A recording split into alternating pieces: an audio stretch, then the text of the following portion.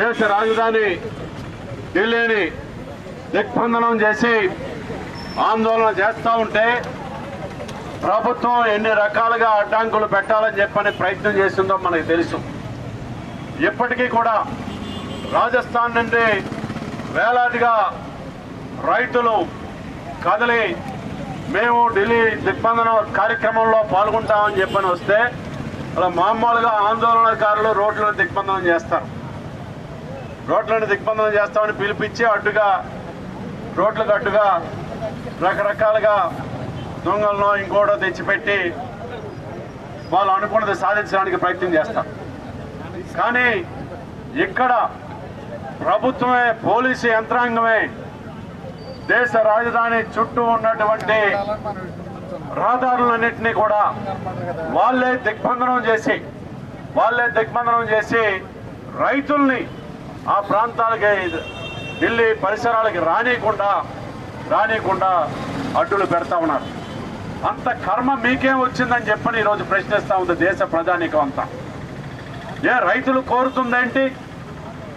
మీరు ఇచ్చినటువంటి హామీయే 2014 ఎన్నికల్లో నరేంద్ర మోడీ గారు 56 ఇంచీల చాటు కలిగినటువంటి గొప్ప యోధుడని చెప్పని ఆయన, మేము అధికారంలోకి వస్తే ఈ దేశంలో రైతుల ఆత్మహత్యలు నివారిస్తాం, స్వామినాథన్ కమిషన్ ఏదైతే రైతుల యొక్క కనీస మద్దతు ధరకి సంబంధించి వాళ్ళు నివేదించారో దాన్ని యథాతథంగా అమలు చేస్తామని చెప్పని రైతులను మభ్యపెట్టి వాళ్ళ ఓట్లు పొంది అధికారంలోకి వచ్చిన తర్వాత 6 సంవత్సరాల పాటు స్వామినాథన్ కమిషన్ ఇచ్చినటువంటి నివేదిక ఎక్కడుందో పాపం నరేంద్ర మోడీ గారికి గుర్తురాల. 3 నెలల క్రితం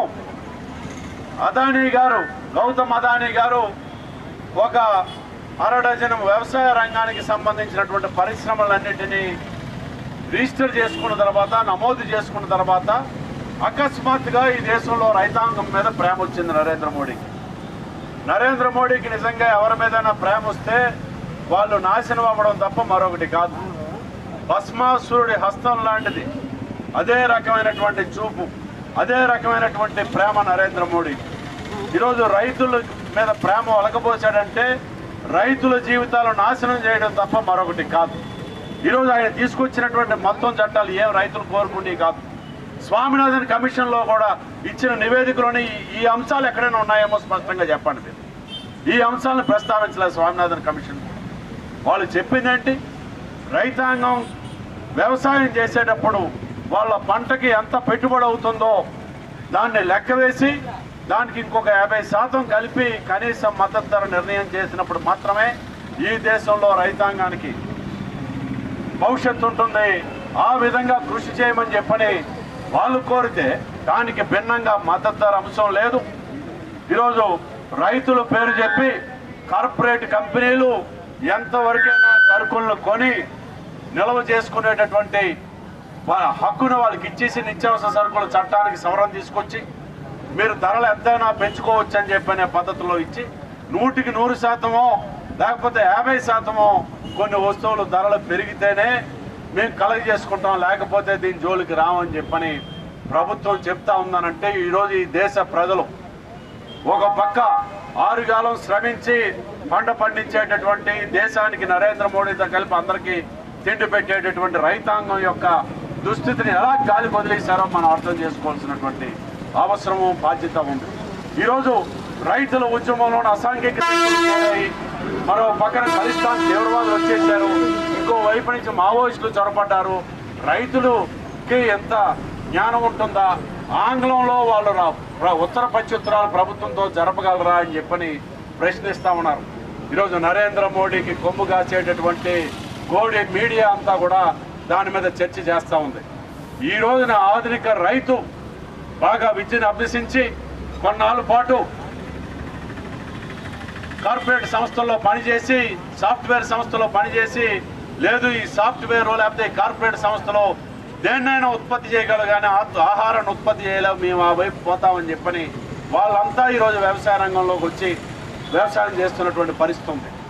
మరి వాళ్ళకి ఆంగ్లం రాదా? ఆంగ్లంలో వాళ్ళేమి ప్రభుత్వం కూడా వాళ్ళకేమి వాళ్ళ మాతృభాషలోనే పంజాబీ భాషలోనే పంపించలేదే. అక్కడ ఆందోళన చేస్తున్నటువంటి రైతులు పంజాబ్, రాజస్థాన్, హర్యానా లేకపోతే ఉత్తరప్రదేశ్ ఆ ప్రాంతాలకి నుంచి వచ్చినటువంటి రైతులకి ఆ భాషలో ఏమీ వాళ్ళు పంపించాల. మరి ఈ నేపథ్యంలో ఈ రకమైనటువంటి తప్పుడు ప్రచారం చేయడం, మరో పక్క రైతుల ఆందోళనకి మద్దతుగా ఈరోజు పంజాబ్, హర్యానాకి చెందినటువంటి క్రీడాకారులందరూ వాళ్ళు సంపాదించినటువంటి మెడల్లన్నీ తిరిగి వెనక్కిచ్చారు. ఈరోజు ఎంతసేపు ఏది మాట్లాడినా సరిహద్దుల్లో సైన్యం కోసం మాట్లాడతారు నరేంద్ర మోడీ గారు, బీజేపీ వారు. ఈరోజు ఈ దేశం సరిహద్దులను పరిరక్షించి భారత సైన్యంలో అసమానమైనటువంటి ధైర్య సాహసాలు ప్రదర్శించి వీరోచితంగా పోరాడినటువంటి పంజాబ్, హర్యానా సైనికులందరూ కూడా వాళ్ళు పొందిన గ్యాలంటరీ అవార్డులన్నీ కూడా మేము తిరిగి ప్రభుత్వానికి ఇచ్చేస్తాం. రైతుల్ని పట్టించుకున్నటువంటి ఈ ప్రభుత్వం మాకు అలాంటప్పుడు ఈ అవార్డులు మాకెందుకు అని చెప్పనే పద్ధతిలో వాళ్ళు కూడా వెనక్కి ఇవ్వడానికి ప్రయత్నం చేస్తూ ఉన్నారు. నిన్నే మనం చూసాం మీడియాలోని పంజాబ్లోని జైలు శాఖ డైరెక్టర్ జనరల్గా ఉద్యోగం చేస్తున్న ఆయన తన ఉద్యోగానికి రాజీనామా చేశారు. రైతులందరూ ఢిల్లీలోని అంత తీవ్రమైన చర్యలో రోడ్ల మీద ఆందోళన చేస్తూ ఉంటే ఏ పద్ధతుల్లో నేను ఈ ఉద్యోగం చేస్తాను, నాకు ఈ ఉద్యోగం వద్దు, నేను పోయి రైతుల ఆందోళనలో కలిసి వాళ్ళతో కలిసి భుజం కలిపి నడుస్తానని చెప్పని ఆయన రాజీనామా చేశాడు. మరి వీళ్ళందరూ ఏమైనా మావోయిస్టులా, టెర్రరిస్టులా? ఈరోజు ప్రభుత్వం దానికి సమాధానం చెప్పాల్సినటువంటి అవసరం ఉంది. అందుకనే ఈరోజు ఈ దేశంలో రైతాంగం కోరుతుంది ఏంటి? తప్పుడు పద్ధతుల్లో రాజ్యాంగ స్ఫూర్తికి భిన్నంగా రాజ్యసభలో మెజారిటీ లేకపోయినా మీరు తప్పుడు పద్ధతుల్లో ఆ చట్టాలను ఆమోదింపజేసుకున్నారు. కాబట్టి ఆ చట్టాలన్నింటినీ తక్షణమే రద్దు చేయండి. రద్దు చేసి ఇంకేదైనా మీరు చేయదలుచుకుంటే రైతులతో, రైతు సంఘాలతో చర్చించి అప్పుడు రైతులు కోరుతున్నదేంటి, వాళ్ళ కోరికలేంటి, గత ఎన్నికల్లో మీ మేనిఫెస్టోలో మీరు రాసి పొందుపరిచినటువంటి అంశాలు ఏంటి అన్నది మీరు ఒకసారి పరిశీలన చేసుకొని దానికి తగినట్టుగా చట్టాలు చేస్తే రైతులు దాన్ని స్వాగతించేటటువంటి పరిస్థితి ఉంటుంది. లేని పక్షంలో రైతులు దాన్ని అంగీకరించే పరిస్థితి లేదు. ఈరోజు రైతాంగం చేస్తున్నటువంటి ఉద్యమానికి దేశవ్యాప్తంగా అనేక రాజకీయ పక్షాలు అలాగే ప్రజా సంఘాలు అన్నీ కూడా రైతులు వెన్నంటుండి వాళ్ళకి మద్దతు ఇస్తూ ఉంది. ఆ మద్దతులో భాగంగానే ఈరోజు ఇక్కడ కార్మిక వర్గం, ఇతర ప్రజా సంఘాలు అన్నీ కలిపి రైతులు చేస్తున్నటువంటి ఆందోళనకు మద్దతుగా ఈ కార్యక్రమాన్ని నిర్వహిస్తా ఉన్నాం. ఇది దేశవ్యాప్తం అవుతుంది. ఈరోజు ఉదయం 8 గంటల నుంచి సాయంత్రం 5 గంటల దాకా దేశవ్యాప్తంగా రైతాంగం నిరాహారదీక్షలు చేస్తా ఉన్నారు. భవిష్యత్తులో ఈ పోరాటాన్ని మరింత తీవ్రతరం చేస్తామని చెప్పని రైతాంగం చెప్పినటువంటి నేపథ్యంలో ప్రభుత్వం ఇప్పటికైనా కదిలొచ్చి ఆ 3 చట్టాలని, నల్ల చట్టాలని రద్దు చేయాలని చెప్పని డిమాండ్ చేస్తున్నాం. లేని పక్షంలో రైతాంగం ఏ స్థాయి పోరాటానికి పిలిపించినా ఆ పోరాటాలన్నీ జయప్రదం చేయడంలో మా వంతు కృషి మేము నిర్వర్తిస్తామని చెప్పని తెలియజేస్తూ మీ దగ్గర సెలవు.